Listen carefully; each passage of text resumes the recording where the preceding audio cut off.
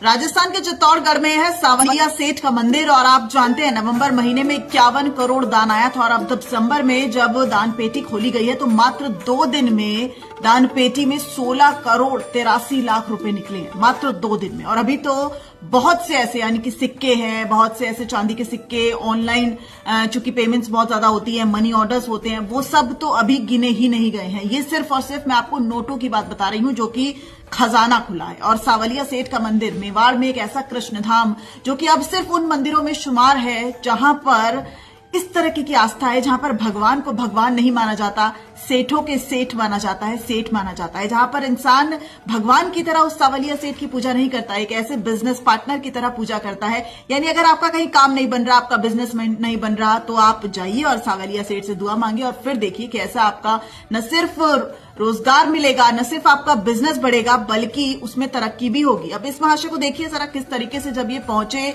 एक चांदी का पेट्रोल पंप लेके। और आप जानते हैं कि चांदी का पेट्रोल पंप क्यों लिए गए, क्योंकि ये जो है बहुत समय से ये कोशिश कर रहे थे कि एक पेट्रोल पंप खोला जाए, लेकिन पेट्रोल पंप नहीं खोला जा रहा था। ऐसे में इन्होंने ध्यान किया सावलिया सेठ का और कहा कि बस एक पेट्रोल पंप खुल जाए तो मैं सावलिया सेठ को चांदी का पेट्रोल पंप चढ़ाऊंगा। और उसके बाद क्या था, सावलिया सेठ ने ऐसी कृपा की कि न सिर्फ पेट्रोल पंप खुला बल्कि ऐसा चला कुछ ही दिनों में कि ये तो मालामाल हो गए। उसके बाद ये चांदी का पेट्रोल पंप लेकर पहुंच गए। चांदी का पेट्रोल पंप ही क्या, चांदी का घर लेकर, चांदी का आईफोन लेकर, चांदी की गाड़ियां लेकर लोग सावलिया सेठ पर जब उनकी मन्नत पूरी हो जाती है तो पहुंचते हैं।